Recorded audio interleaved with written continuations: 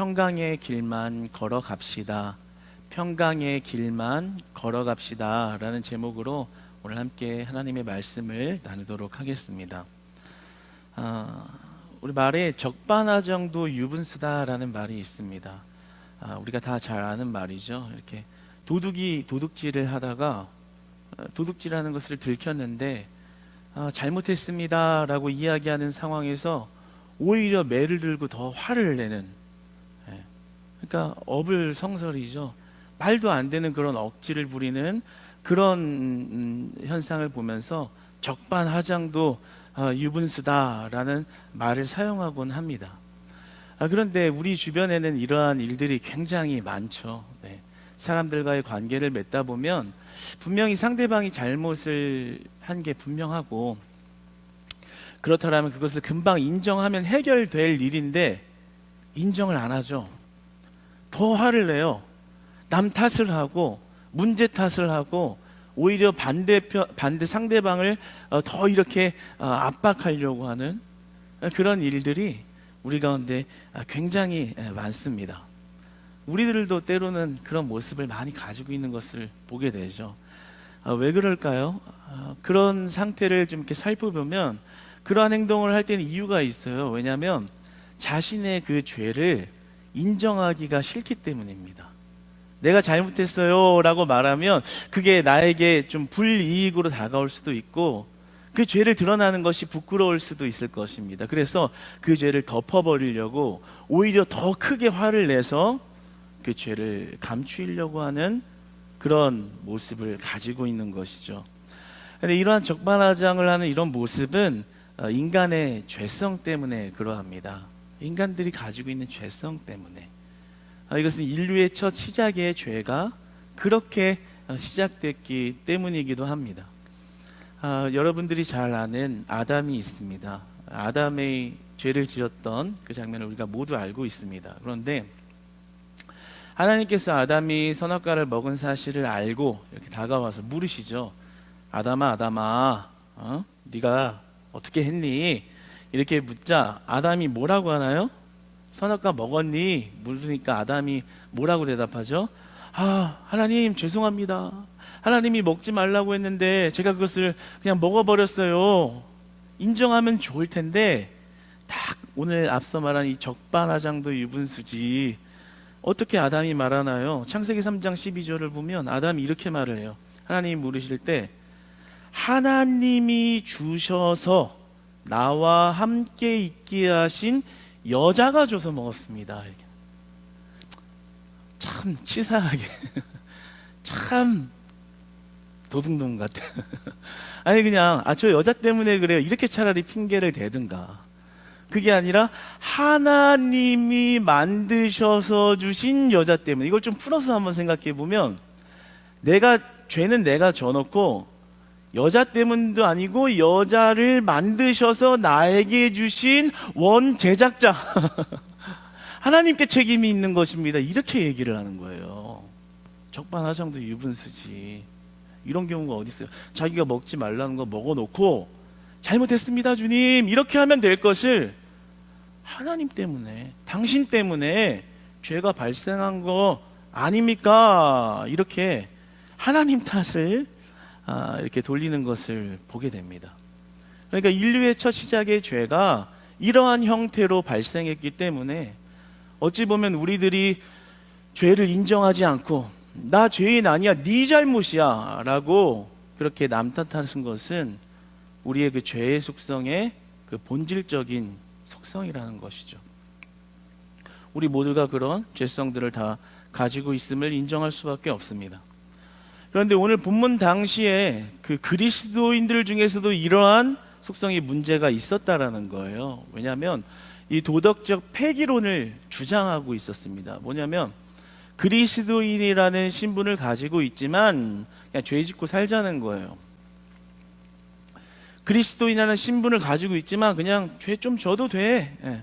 죄 짓고 살면 어때? 라는 식의 태도를 가지고 있는 사람들이 그 안에 많이 있었기 때문에 오늘 바울은 그들이 가지고 있는 그러한 사상, 그러한 태도의 문제를 드러내어서 그 문제를 직시하게 하고 그 문제가 주님 안에서 어떻게 변화되어야 되는지 그들을 돌이키기 위한 설교를 이어가고 있는 것입니다. 그들의 궤변이 있었어요. 뭐냐면 그리스도인이면서 죄는 짓고 싶어 했다라는 거예요. 그리고 죄 짓고 싶으니까 죄 지어도 된다라는 식의 주장들을 했다라는 거죠. 오늘 본문 7절과 8절의 말씀을 한번 이 두 절을 한 목소리로 한번 읽어보겠습니다. 시작. 그러나 나의 거짓말로 하나님의 참되심이 더 풍성하여 그의 영광이 되었다면 어찌 내가 죄인처럼 심판을 받으리요? 또는 그러면 선을 이루기 위하여 악을 행하자 하지 않겠느냐? 어떤 이들이 이렇게 비방하여 우리가 이런 말을 한다고 하니 그들은 정죄받는 것이 마땅하니라. 그들의 그 궤변을 이렇게 드러내고 있는 거예요. 그러니까 죄를 짓는 것으로 하나님의 의로움이 영광으로 나타난다면 그것은 죄인이 아니라는 거죠. 하나님의 영광을 나타내니까. 그러면 심판을 받을 대상도 아니라는 거예요. 그러면 선을 이루기 위해서 죄를 행하는 것이 정당화될 수 있는 거 아니냐. 그러니까 죄 짓고 싶어하는 사람들이 하는 그런 말을 지금 드러내고 있는 겁니다. 마치 이런 거죠. 반에서 공부를 꼴찌를 하는 친구가 있다고 봅시다. 꼴찌를 하고 있는데 그 친구는 이렇게 말하는 거예요. 나 같은 꼴찌도 있어야 1등이 빛나는 거야. 꽤 그럴듯해요. 그렇죠? 꽤 그럴듯해. 맞는 말 같은데? 자신이 들으면 그럴듯한데? 그렇잖아요. 어떻게 이해해보면 또 그럴듯하게 들린단 말이에요. 그런데 그 말 속에 숨어있는 의도, 말을 그렇게 하고 그럴듯하게 이해가 되게끔 포장해서 말을 잘 하고 있지만 그 꼴찌라는 친구의 마음 안에 어떤 숨겨져 있는 의도가 있어요? 나 계속 꼴찌 할 거야. 나 공부하기 싫어. 1등 할 생각 없거든. 이라는 마음이 숨겨져, 의도가 깔려져 있는 거예요. 내가 죄를 짓는 것으로 하나님의 의로움이 영광스럽게 나타난다? 라는 하나님의 영광이 드러난다? 이런 것은 궤변이라는 거죠. 그들의 마음의 속에 깔려있는 의도가 있는데 그 의도가 뭐예요? 죄 계속 짓고 싶다는 거예요. 그리스도인이지만 그냥 죄를 계속 짓고 싶어서 나온 말일 뿐이지 그들의 마음 안에는 죄가 제거되지 않은 채 어둠과 공존하면서 신부는 그리스도인의 모습을 하고 있는 그런 적반하장과 같은 모습을 하고 있었다라는 거죠. 그 유대인들은 굉장히 교만함이 많았어요. 왜냐하면 조상들로부터 선민들, 택함을 받은 자들, 먼저 된 자들, 양자의 이 개념을 가지고 있었기 때문에 내 아버지, 내 할아버지, 내 조상이 누군데 내가 어떤 핏줄인데 나 너희들하고 달라. 태생부터가 달라. 이런 교만함이 그들의 마음 안에 있었습니다. 그래서 바울이 오늘 본문의 첫 서두를 보면 그래서 인정해 주죠. 유대인 너희들 특별한 거 맞아. 그것으로 하나님과의 관계에서 많이 이익을 본 거 맞지. 그런데 그렇다고 해서 죄의 보편성으로부터 자유할 수 있는 특권이 주어진 것은 아니다 라고 분명하게 선을 긋습니다. 그러니까 유대인이라도 선민이라도 그 특권성에서 마냥 뭐가 무한하게 괜찮을 것처럼 생각하고 기대하는 것은 절대로 착각이라는 거죠. 그래서 3절에 말하기를 아주 강한 용어로 결코 그럴 수 없다 라고 강하게 부정하고 있습니다. 그리고 8절에서는 이렇게 말씀하죠. 그렇게 착각하면서 살고 있는 너희들에게는 저희가 정죄 받는 것이 옳으니라 라고 그들의 오류, 그들의 궤변, 그들의 마음속에 깔려있는 의도를 아주 이렇게 드러내어서 그것이 잘못되었다라는 것을 아주 분명하게 알려주고 있습니다. 그런데 이런 그 당시의 그리스도인들의 궤변과 같은 그런 정말 정죄받을 일, 그런 어둠 속에 깔려있는 죄를 짓고 싶어하는 그런 의도를 가진 그런 모습이 바로 오늘날 우리들의 모습이라는 거죠. 조금도 다르지가 않아요. 어찌 보면 시간이 지나면서 더 진화되어서 더 교묘하게, 더 악랄하게 그런 모습을 하고 있는지 모르겠습니다. 겉으로는 크리스찬, 교회도 분명히 나오고 있고, 옆에 성경책도 들고 있고, 남들이 내 종교가 뭐니? 하면 나는 그리스도인이야, 기독교인이야, 기독교야 라고 적기도 하고 말하기도 합니다. 그들도 똑같이 그 당시에 유대인 그리스도교인들이었습니다. 그런데 그들의 마음 안에 그들의 신분이 자기가 죄를 지어도 무방할 것이라는 그런 생각을 가지고 있었던 것처럼, 그리고 세상에서 오염된 문화에 적당히 타협해서 죄를 조금씩 지어가면서 합류해 있는 그 편안함, 그것을 즐기기 위해서 하나님 앞에 온전하게 살아가지 않았던 모습이 바로 오늘날 우리들의 모습이라는 거죠. 기독교인이라는 정체성을 가지고 있으면서 크리스찬이라고 내가 내 입으로 말하면서 크리스찬 교회에 다닌다고 얘기를 하면서 세상 사람들이 다 교회 다니는 사람들은 그리스도인이라는 것을 다 알고 있는 이 시대에 마치 유대인처럼 그리스도인이라는 정체성을 가지고 있지만 세상에 나아가서는 세상 사람인지 그리스도인인지 구분할 수 없이 살아가는 것, 그리고 그 틀을 파괴시키거나 충돌하기를 원하지 않는 것, 적당히 세상이 말하는 것에 타협해서 그들과 충돌하지 않고 그들이 원하는 것을, 그들이 바라는 것을 나도 가지고 있는 것 마냥 살아가고, 그리고 또 이곳에 와서는, 예배당에 와서는 또 그리스도인 같은 모습을 하면서 살아가는 것은, 그런 회색 분자와 같은 그러한 신앙생활은 오늘 바울이 말하기를 정죄받을 일이라는 겁니다. 하나님이 보시기에 그것이 적당히 아이고 잘하고 있다라고 말할 일이 아니라는 거죠. 분명하게 결코 그럴 수 없느니라.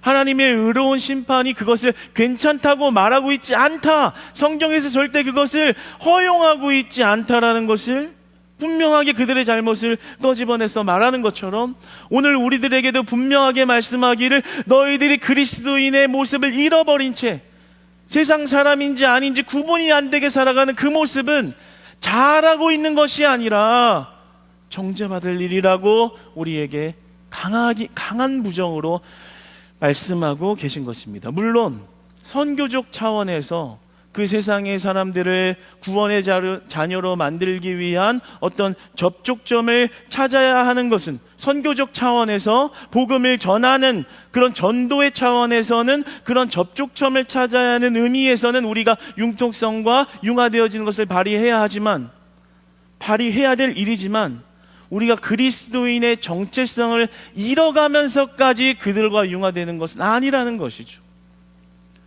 여러분, 우리 그리스도의 정체성을, 복음의 정체성을, 믿음의 정체성을 굳건하게 지키는 신실한 그리스도인이 다 되시기를 주님의 이름으로 축복합니다. 그것은 충돌이 일어나더라도 절대로 우리가 훼손해서는 안 된다라는 거예요. 그리스도의 이름을, 그리스도의 능력을, 복음의 능력을 타협하지 말아야 한다라는 것입니다. 예수님께서 사역하실 때를 기억해 보십시오. 종교 지도자들, 바리새인들과 어울리지 않았습니다. 종교인의 모습을 완벽하게 하고 있는 그들과 어울리지 않고 오히려 세리나 창녀나 그리고 병든 자들과 함께 하셨죠. 그런데 그들과 함께한 이유는 그들의 죄와 더불어서 그 죄에 융화되어지기 위함이 아니라 그 죄 가운데 있는 자들을 그리스도의 거룩함으로 건지기 위한 의도로 그들과 함께 있었다는 사실을 우리는 기억해야 합니다. 그래서 오늘 바울은 그렇게 살아가고 있는 그리스도인이라고 말하면서 그냥 죄도 짓고 싶어하는, 세상 사람들하고 충돌하기 싫어하는, 우리들처럼 세상 사람 나가면 야 그리스도인이라고 너만 유별나게 그러냐? 야 나도 그리스도인이야, 나도 그리스도인, 나도 교회 다녀. 그러면 아무 말도 못하고 거기에 융화되어져서 그냥 다 타협하고 죄를 허용하고, 그래도 이제는 그것이 습관화되고 세월이 지나다 보니까 세상에서 그냥 적당히 살아가는 것이 괜찮은 듯, 마치 성경에서 그것을 인정하는 것 같이 살아가는 그러한 분위기 가운데 성경이 오늘 우리에게 요구하는 것은 바로 회개와 그리고 주의 용서이란 돌이킴을 우리에게 촉구하고 있습니다. 오늘 본문의 3절과 4절을 한번, 2절을 한번 다 같이 한 목소리로 읽어보겠습니다. 시작. 어떤 자들이 믿지 아니하였다면 어찌하리요? 그 믿지 아니함이 하나님의 믿으심을 패하겠느냐? 그럴 수 없느니라. 사람은 다 거짓되되 오직 하나님은 참되시다 할지어다. 기록된 바 주께서 주의 말씀에 의롭다 함을 얻으시고 판단하실 때에 이기려 하심이라 함과 같으니라. 아멘. 죄의 속성이 뭐예요? 남 탓하는 거예요. 다른 사람에게 죄를 돌리는 거예요. 자신은 죄 없다고 말하는 거예요. 그러니까 죄를 짓는 자들이 하는 말이 뭐냐면 하나님의 그 심판의 문제를 삼는 거죠. 하나님이 율법 다 줘놓고 심판하는 그 모습이 어떻게 올바르다고 말할 수 있습니까? 이런 식으로 하나님을 상대로 하나님 때문에 이런 죄가 발생했고 하나님 때문에 이런 일이 빚어졌습니다. 마치 아담이 하나님이 주신 여자 때문에 내가 이 꼴이 났습니다. 내가 선악과를 따먹은 이유가 하나님 당신에게 있습니다. 똑같은 원리인 거예요. 내가 죄 짓는 것, 죄로 인해 내가 발생하는 문제가 진노의 심판이라면 어떻게 하나님이 율법을 주셔놓고 그렇게 할 수 있습니까? 라는 말들을 그 당시에 죄를 짓고 싶어하는 그들이 그렇게 말했다라는 거죠.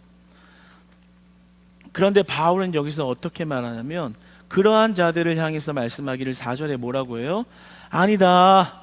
오직 하나님은 참되시다 할지어다. 하나님은 참되시다 할지어다 라는 겁니다. 그러니까 하나님의 의로움에는 전혀 문제가 없다라는 거예요. 하나님이 여러분을 사랑하고 하나님이 구원을 베풀고 하나님이 우리를 인도하는 데에는 조금도 오류나 즉흥적인 것이나 계획에서 벗어난 것이 하나도 없는데 그 잘못은 죄를 짓는 그 자에게 있다라는 것을 정확하게 이야기를 합니다. 하나님의 구원의 계획이 잘못된 게 아니라 그것을 거부하고 죄를 짓고 있는 너의 불신앙이 문제라는 겁니다. 그렇게 아주 정확한, 영적으로 봤을 때 아주 정확한 이야기를 하고 있는 것이죠. 그래서 신명기 8장 18절에서 20절로는 이런 말씀이 있습니다. 한번 같이 읽어보겠습니다. 시작. 내 하나님 여호와를 기억하라. 그가 내게 재물 얻을 능력을 주셨음이라. 이같이 하심은 내 조상들에게 맹세하신 언약을 오늘과 같이 이루려 하심이니라. 내가 만일 내 하나님 여호와를 잊어버리고 다른 신들을 따라 그들을 섬기며 그들에게 절하면 내가 너희에게 증거하노니 너희가 반드시 멸망할 것이라. 여호와께서 너희 앞에서 멸망시키신 민족들 같이 너희도 멸망하리니 이는 너희가 너희의 하나님 여호와의 소리를 청종하지 아니함이니라. 아멘. 네 하나님 여호와를 기억하라. 네가 재물을 얻는 능력을 받고 네 조상들로 받은 언약이 너한테 들어갔어도 네가 만약에 살면서 여호와 잊어버리고 하나님 모른다 그러고 다른 신을 따라서 그들을 섬기고 세상의 문화에 세상을 우상 삼아 돈을 재물 삼아 그렇게 살아간다면 여호와께서 너희들에게 너희 앞에서 멸망시킨 이방 민족들처럼 너희도 똑같이 멸망시킬 거야 라고 이야기를 합니다. 그러니까 지금 하나님이 언약을 주시고 그들을 구원의 백성으로 인도해가는 그 과정에 문제가 있는 것이 아니라 그 과정 속에서 하나님을 잊어버리고 내 하나님 여호와를 잊어버리고 다른 신들을 따라 하나님을 거부하면서 하나님의 말씀을 외면하며 불신앙을 하고 있는 그 죄로 인한 문제가 발생한 것이지 하나님의 구원에 하나님의 의로움의 문제가 전혀 없다라는 것을 말씀하는 것입니다. 성경은 그런 말씀을 하고 있는 것입니다. 하나님의 의로움은 참되시다. 여기서의 참의 원어의 의미를 보면 절대적인 진실, 절대적인 진리를 의미합니다. 조금도 흔들림과 틀림과 실수가 없는 분은 오직 하나님 한 분이시다. 할렐루야. 하나님은 참되신 분이십니다. 하나님은 의로우신 분이십니다. 하나님은 신실하신 분이십니다. 하나님은 거짓이 없으신 분이십니다. 하나님의 계획에는 오류가 없으신 분이십니다. 하나님이 우리를 사랑하기에는 조금도 부족함이 없으신 분이십니다. 여러분, 그 사실을 믿으시기 바랍니다. 여러분, 따라해 보십시오. 내가 죄인입니다. 네. 성경 전체가 말하고 있는 이 인간관과 인간론은 이것을 말하는 거예요. 유대인이나 헬라인이나 모두 다 죄 아래 있을 수밖에 없다. 그러므로 하나님만 의로우시다. 하나님만 우리를 구원하실 수 있다라는 것을 말씀하고 있는 것입니다. 내가 죄인입니다. 죄로 인하여 죽을 수밖에 없는 나를, 죽어 마땅한 죄인의 그 죄값을 예수님이 대신 치르셨다는 사실을 믿으시기 바랍니다. 예수님이 내 죄값을 대신 치르기 위하여 죽으셨다는 사실을 우리는 날마다 기억해야 합니다. 그래서 5절에 보면 하나님이 그들을 판단하시고 그 종말에 하나님이 심판을 내리실 때는 진노하심으로 심판을 하시는데 그 진노함에는 불의함이 없다라는 거예요. 조금도 부족함이 없다, 틀림이 없다라는 거예요. 하나님이 진노하신다, 그것이 공정하다라는 겁니다. 그러니까 하나님은 절대의이기 때문에, 절대적인 의로움을 가지신 분이기 때문에 그분의 진노와 심판은 공의하며 유대인과 헬라인이 짓고 있는 그 죄가 불의하다는 것을 말씀하고 있는 것입니다. 하나님은 공의로우신 분이시고 하나님은 정의로운 분이십니다. 그러니까 하나님의 진노에는 분명한 정당성을 가지고 있다라는 거죠. 하나님의 심판에는 조금도 틀림이 없다라는 것입니다. 그러나 이 굉장히 날카롭고 또 가혹하게도 여겨지는 그 진노의 심판은 우리에게 은혜의 영역입니다. 왜냐하면 10절에 보면 이 세상에는 의인이 없다라고 기록하고 있습니다. 모두가 유대인이나 헬라인이나 다 죄 아래에 있다라는 거예요.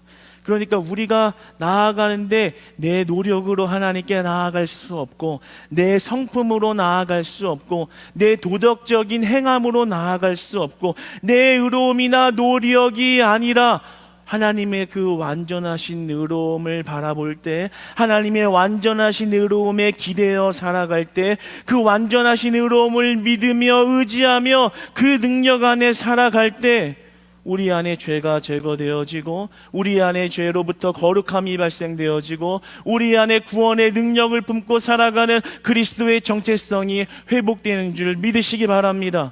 그렇기 때문에 그것이 우리에게는 은혜의 영역인 것입니다. 죄인된 우리를, 죽을 수밖에 없는 우리를 하나님의 의로움을 바라보고 살게 하셨으니 이보다 더 큰 은혜가 없다는 사실을 믿으시기 바랍니다. 우리는 그 은혜를 날마다 찬양해야 합니다. 그리고 그 은혜를 날마다 의지해야 합니다. 세상의 것이 좋고 부럽다 말하는 것이 아니라 하나님의 의로움과 거룩함에 매여 살아가야 하는 줄 믿습니다. 우리 그런 성도 되기를 원합니다. 그런 예배자 되기를 원합니다. 세상과 짝하는 것이 아니라 하나님의 의로움에 절대적으로 매여 살아갈 때 우리 안에 죄와 불순물을 흰 눈보다도 더 깨끗이 씻게 하시는 하나님의 거룩한 능력을 덧입는 새 사람들이 다 되시기를 소망합니다. 그래서 우리는 그 하나님의 절대적인 의를 의지할 때 참된 평안이 찾아오는 것이고, 그 하나님의 절대적인 의로움을 의지할 때만 우리 안에 쓴 뿌리라도 같은 죄악들이 삶에서 제거되기 시작합니다. 여러분, 우리 기독교의 거룩한 신앙은 우리 선조들의 귀한 믿음의 유산을 받은 것입니다. 우리 한국, 대한민국이 특히나 그러하죠. 우리 어머니, 아버지, 그 어머니의 아버지, 할아버지, 그 당시에 우리 믿음의 선조들이 지켰던 믿음을 기억해 보면 정말 죽음을 불사하고 목숨을 내어놓고 순교하기도 하고 복을 위해서 삶을 다 내려놓는 믿음의 조상들이 있었습니다. 그들의 믿음은 세상과 타협하며 적당히 살아가고자 하는 믿음이 아니라 성경에서 말씀하는 오직 하나님의 의로움의 방법대로 살아가리라. 일제의 공격 가운데서도 믿음을 잃지 않았던, 그리고 어떤 외세의 공격이나 사람들의 비방 가운데서도 믿음을 잃지 않고 하나님이 참되시다라는 사실을 끝까지 선포하면서 복음을 전했던 그 숭고하고도 거룩한 믿음의 유산으로 말미암아 그 열매들이 우리가 된 것입니다. 그런데 그럼에도 불구하고 우리는 그런 숭고한 신앙을 변질시키고 있습니다. 그리스도인이지만 이제 적당히 하나님의 절대적인 의로움을 훼손시키려고 하는, 스스로 하나님의 의로움에 절대적으로 기대어 살아가는 우리가 되기를 소망합니다. 코로나 시기에는 참 우리가 코로나 시기에 온라인으로 예배를 드리고 비대면으로 생활을 하면서 우리가 참 이런 신앙의 숭고함과 이런 믿음의 유산을 참 잃어버리기 좋은 시대에 살고 있습니다. 이제는 해이해져서요, 가뜩이나 해이했는데 더 해이해져서 예배 한번 빠지는 거야 뭐. 이제 예배 준비하는 것도 봉사하는 것도 좀 귀찮고 집에서 편하게 예배 드려도 되고 또 밖으로 세상이 좋소이다 라고 얼마든지 할 수 있는 그런 시대에 우리가 살고 있습니다. 그러나 우리가 이런 시대일수록 오늘의 메시지는, 말씀의 메시지는 우리에게 말씀하기를 오히려 더 분별하여 하나님의 의로움으로 나아가라고 말씀하십니다. 죄를 짓고 세상에서 주는 세상 사람들과의 관계에 타협으로 인한 편안함을 유지하고 즐기려고 하지 말고, 그들과 충돌하더라도 복음의 정체성을 잃지 않고 우리가 걸어가야 할 길을 분명히 하여 계속 걸어가라라고 우리를 믿음을 촉진시키고 있습니다. 오늘 본문의 후반부에 가면 우리가 걸어가야 할 길을 두 가지로 대조하여서 우리에게 말씀하여 줍니다. 첫 번째 길은 파멸과 고생의 길이고 그 다른 길은 평강의 길입니다. 여기서 말하는 파멸과 고생의 길은 세상적으로 살아가는 모습을 말하고 있습니다. 하나님을 경외하지 않고 하나님을 찾는 이도 없더라, 하나님을 두려워하지 않더라, 바로 그런 사고를 가지고서 세상의 오염된 문화를 그대로 받아들이고 거기에서 내가 악독한 혀와 말과 행동으로 그들 안에서 잘 살 수 있기를 바라며 고군분투하며 그렇게 달려가고 있는 그 길이 파멸과 고생의 길이다라고 말씀합니다. 왜냐하면 그 길을 계속 걷다 보면 최후 심판의 하나님의 진노의 심판을 피해갈 수 없고 하나님의 의로움의 심판을 피해갈 수 없기 때문에 그 길이 파멸로 가는 길이요 고생으로 가는 길이라고 말합니다. 반면에 17절에 보면 바울이 말하는 평강의 길이 나옵니다. 그것이 바로 우리가 걸어야 할 길입니다. 11절에 나오는 평강의 길을 혹자들은 어떤 심리적인 편안함을 주는 길 또는 사람들과 원만하게 화평하게 살아가는 길이라고 말하기도 하지만 그것은 조금 올바른 해석은 아닙니다. 11절에서 말하는 평강의 길은 예수 그리스도를 말씀하고 있습니다. 이는 예수님이 평강의 왕으로서 이 땅에 오셨다라는 것입니다. 예수님이 이 땅에 평강의 왕으로 오셨습니다. 그리고 우리 인간들에게 평강을 주실 것을 약속하셨고 그 평강의 약속을 성취하셨습니다.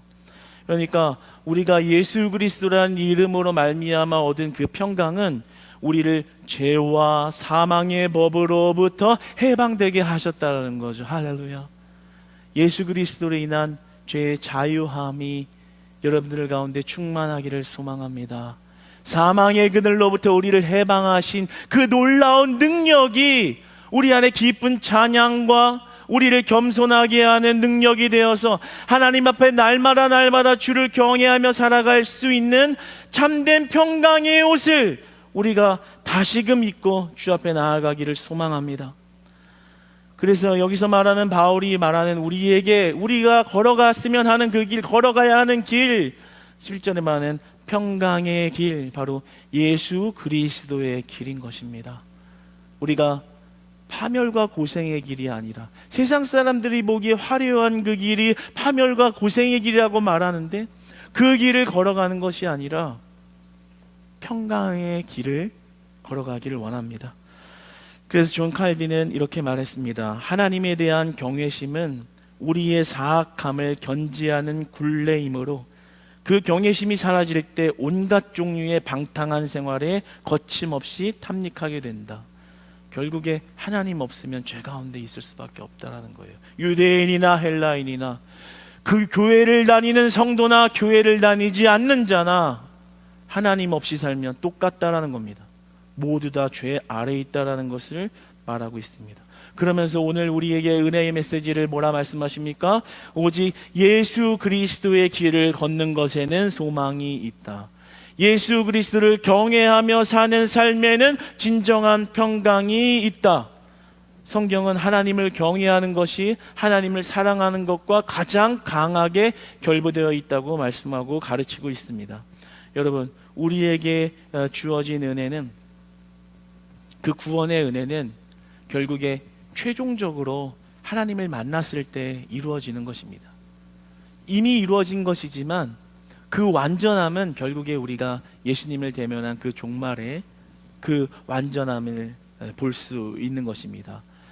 여러분, 그 나라를 바라보며 그 평강의 길을 걷는 우리들이 되기를 원합니다. 그 평강의 길을 걷는 자가요, 축복이래요. 그 평강의 길을 걷는 자가 세상 사람들이 볼 때 이렇게 외골수처럼 예수쟁이처럼 이렇게 답답하게 융통성 없이 살아가지? 아니요. 하나님의 방법대로 살아가는 자는 가장 큰 축복을 받는 자라고 성경은 분명하게 가르쳐 주십니다. 마지막으로 시편 31장 19절의 말씀을 한번 읽고 같이 마치도록 하겠습니다. 시작. 주를 두려워하는 자를 위하여 쌓아두신 은혜, 곧 주께 피하는 자를 위하여 인생 앞에 베푸신 은혜가 어찌 그리 큰지요. 아멘, 아멘, 아멘. 세상을 두려워하는 게 아니라 주를 두려워하며 주를 위해 살아가는 자의 그 인생 앞에, 우리가 모르는 인생 앞에 베푸신 은혜가 어찌 그리 큰지요.